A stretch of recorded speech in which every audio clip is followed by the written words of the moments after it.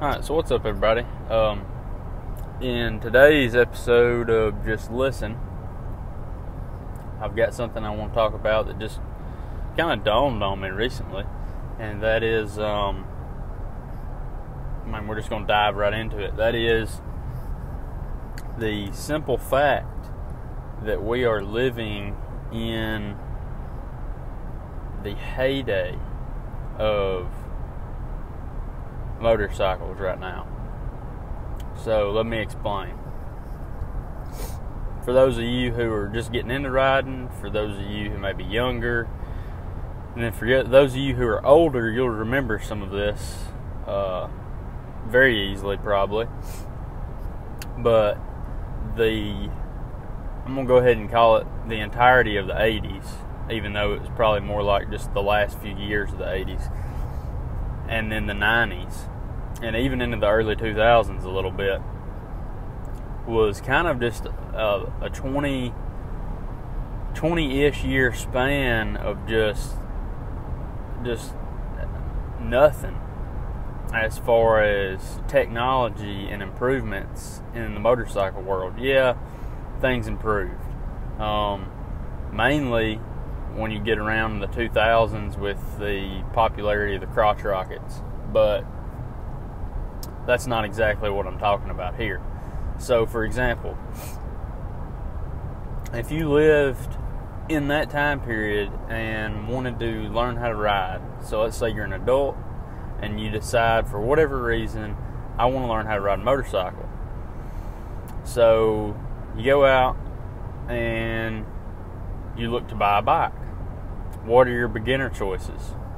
Well, if you want a crotch rocket, you're getting a Ninja 250, which was unchanged from like 1980 something all the way up to like 2007. Or you're getting a Honda Rebel 250, which was also unchanged from like 1984 up to 2017 or 16, something like that.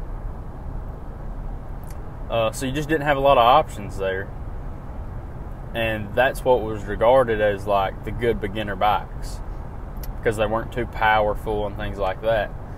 Well, now you've got a plethora of bikes to choose from, and while they all have substantially more power, even though they're low displacement, than those two bikes had, they've got rider aids. So you've got ABS, you've got traction control, things that make that bike safer, even though it's more powerful for a beginner. So then you say, well, that's one tiny niche segment there, Jacob. It's across the board that we're now in the heyday. So if you are looking to get your kids into riding dirt bikes, you've always had the Honda 50, and it's a great bike, but now you've got options like electric start on the TTR 50. If you're a Honda fan, the entire CRF line, once you step up above the 50, is fuel injected and has electric start. So the CRF 125, the CRF 110, the new CRF 250. There's two variants of the 125, a big wheel and a small wheel, both of them. And then you've got a substantial amount to choose from if you're not scared of carburetors. You've got the entire KLX line from Kawasaki. Starts at the 110, goes up incrementally all the way to the new 230, and then 300 that's just been released. And then, of course, Yamaha's got you covered as well with your TTR line. Just way better options, especially with the fuel injection.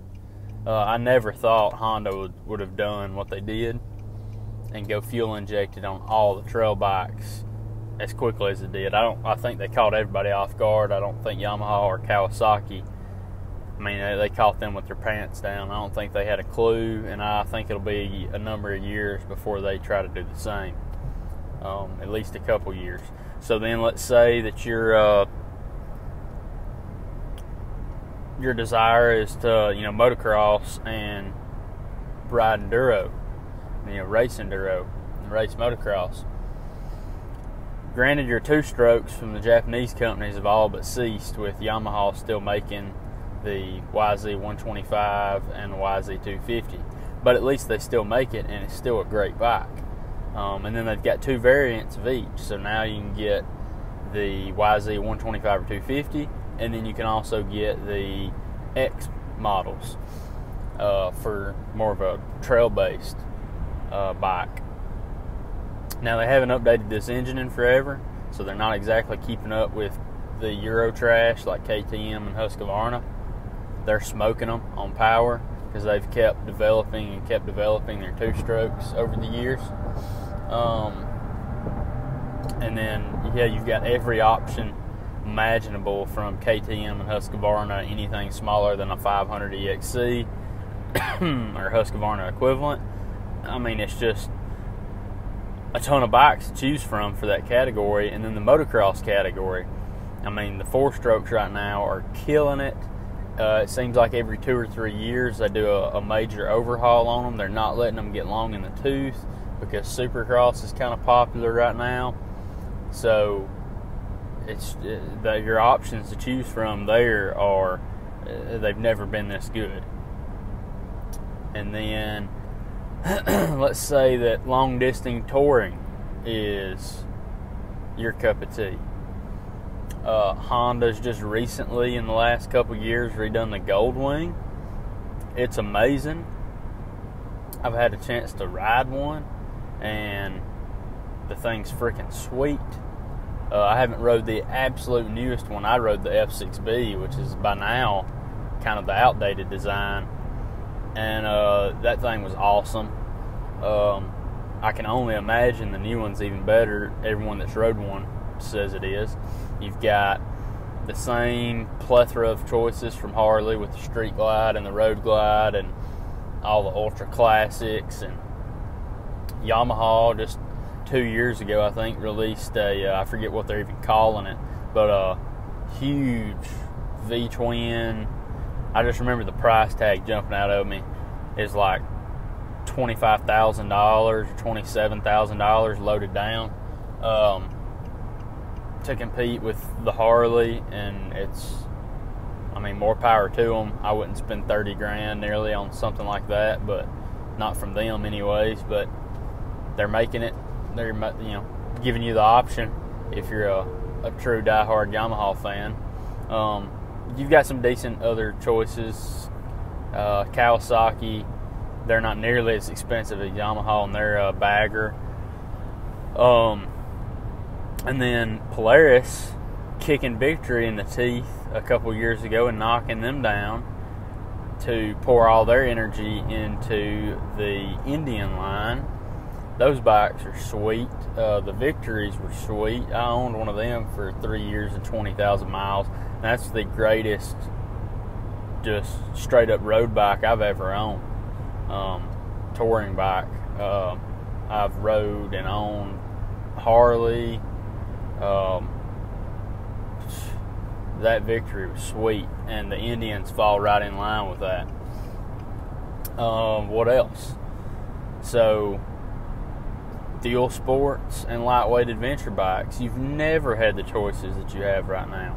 You've still got a couple of big air-cooled thumpers to choose from with the DR650 and the XR650, which are both way out of date, and they're going to be castrated very soon. I'm going to be honest with you, it may bum some of y'all out, but I got a feeling when they announce that the Suzuki's going to get discontinued, I'm buying one, even if that means getting rid of the KLR. I think I'm going to. No way around it. I've pretty much made my mind up.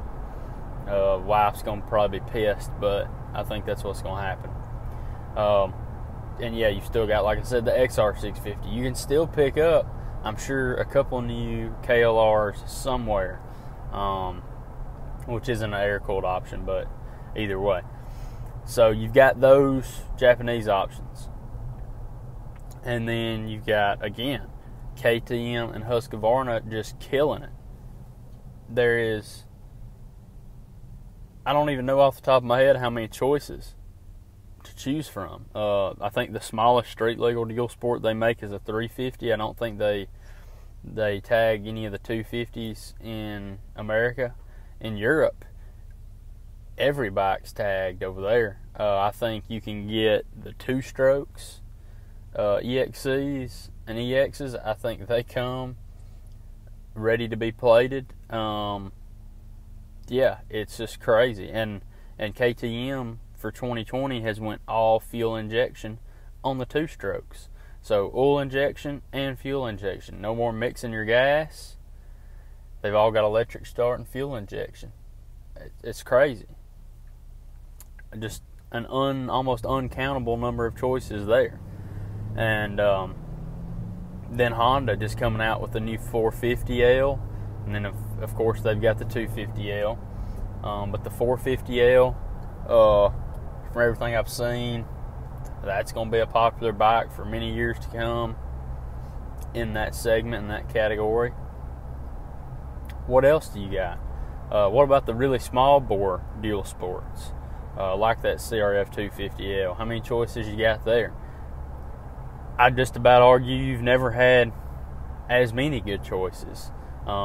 If you're really cheap and just trying to get something for like some city commuting and then the occasional dirt road, you got the DR200, which is really long in the tooth, but it's a bulletproof bike.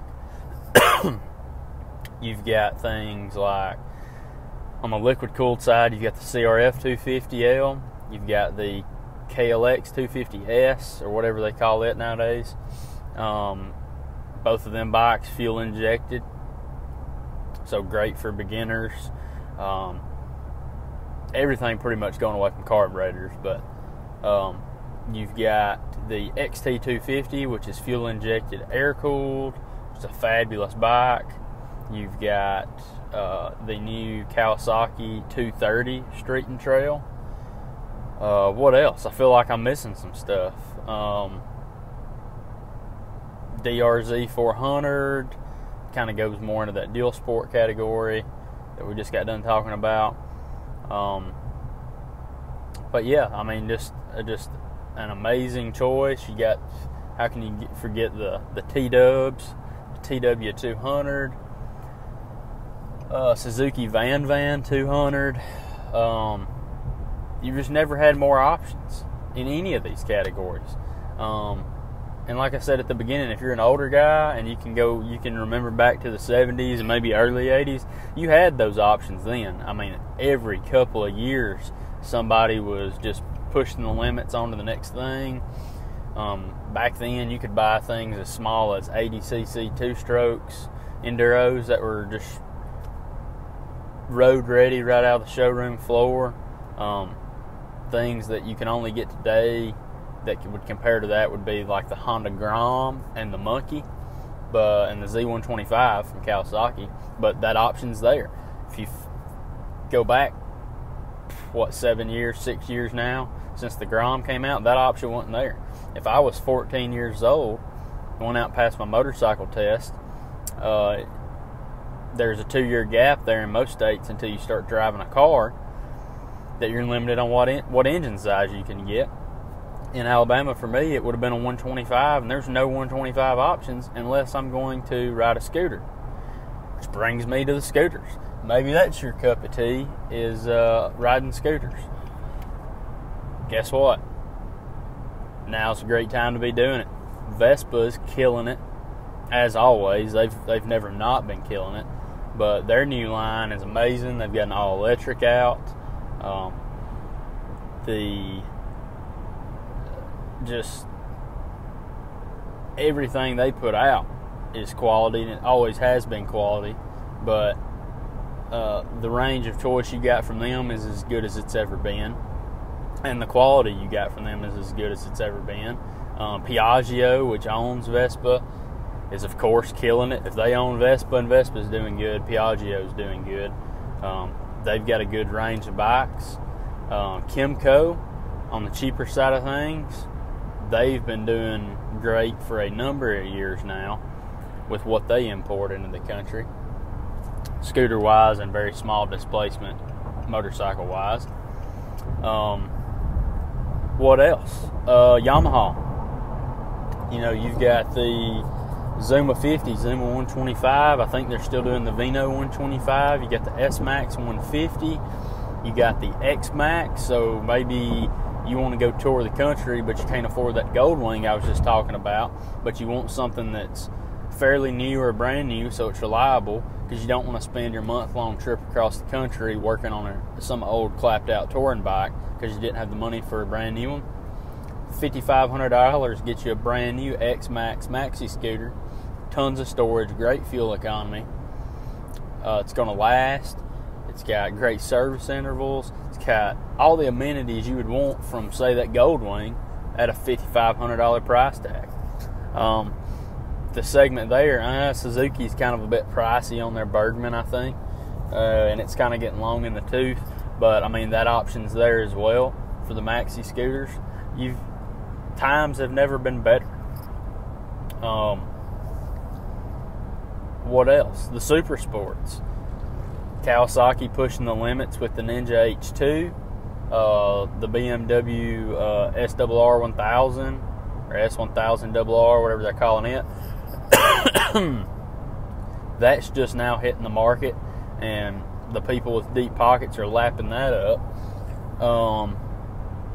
While we're on the subject of crotch rockets, to revisit what I was talking about at the very beginning, the Ninja 250, Kawasaki is now making the Ninja 400. So if you're looking to get into riding and the crotch rocket is the way that you want to go, you've got the R3, you've got the Ninja 400, you've got the KTM RC 390. Honda and Suzuki both make, I think Honda's is a 300 now, CBR 300. It's not kind of up to par with the others. And Suzuki isn't even really in the game. They're making a little 250. But, I mean, they're the cheapest option on the market, I do believe. So they kind of are in the game. There's a lot of people that try to get into riding don't know if they're going to like it, so they want to do it on the biggest budget possible. But yeah, those choices have never been better. And then with the rider aids that are coming standard on those bikes, and also on the 500s, the Street Fighter style 500s and 400s, even up into the 6 and 650s that aren't just full on race bike crotch rockets, and things like the SV 650 and the Versys 650. It's never been a better time to get into riding. Your choices are, like I said, better than they've ever been. I feel like I'm rambling at this point, but I mean, I just keep thinking of ways that now is, this time is the heyday. Like I said, if you lived back in the early 80s, or if you're like me and just a big enthusiast, so you're somewhat familiar with that time period, that was a big heyday. Every year, one of the big four was trying to outdo the other on the street segment. You had Honda step up with like the CB750, and Kawasaki jumped ahead, and they played that game. Just reminds me, another category. So maybe your cup of tea is vintage and classic bikes. That's the styling you like, but you don't care so much about it actually being a vintage bike with 4 carburetors to keep tuned and in sync and all that nonsense. Triumph, as always, got the Bonneville line, T100, get you that classic look. They go as far as hiding the throttle bodies in a dummy carburetor. So it looks like you got carbs, you really fuel injected, and its throttle bodies in there. Honda a couple years ago with the CB1100, may have an X on the end of it, not sure. Thing looks like it rolled straight out of 1977, 76, whenever it'd been earlier than that, I guess, when the CB750 come out. That's what it looks like, just a modern version of that. You still get the chrome fenders, you get fuel injection. I think it's water cooled, although it looks like it's air cooled in the picture. You got a small radiator up front. Kawasaki's just come out with the W800, and they've got something else, maybe the Z900. Both of those bikes, classic looking. Suzuki just resurrected the Katana, so if vintage 90s crotch rockets are your thing for some reason, you got the Katana coming back. I mean, it's just, let me know what you think in the comments, because I just had this epiphany over the weekend, and I'm like, holy crap, in the coming years, this trend will probably continue, and these bikes, even if they quit innovation to a degree right now, these bikes will still be awesome for years to come. But I feel like this is probably the last big push we'll see before electric really gets a good foothold, because electric doesn't have a good foothold right now. You know, you had Alta, we thought they were doing awesome, and then they went out of business. So really the only company you got in the game is Zero. And I know Harley just come out with the Livewire, but I mean, it's one model, and who knows what the price tag's going to be. And if you're spending that much on a Harley, like, the Harley group's not going to receive it very well, I don't think. So it's kind of like the redheaded stepchild, like Buell was for Harley. So I don't see the Livewire being extremely popular. I definitely feel like Harley should have teamed with Alta like they planned on doing, but instead, for whatever reason, they backed out. And then if that's the case, we just at least still have Alta making the dirt bike in the dual sport. But Zero's doing good. They keep innovating and improving, but it's going to be a number of years before electric has a good foothold. I know Honda's got a prototype. Yamaha actually, I think, has a production electric bike. It's not available here in the U.S. It's an all-electric trials bike. I don't have a clue what the name of it is, but I've seen some videos of it. So they're at least dabbling in it. But I feel like this is the last big push, could be one of the last big pushes before electric gets a good foothold. Now, I'm usually not one to make these speculation type videos about what I think's coming, but I feel like I'm pretty spot on with this one. Right now is the heyday of choices and technology.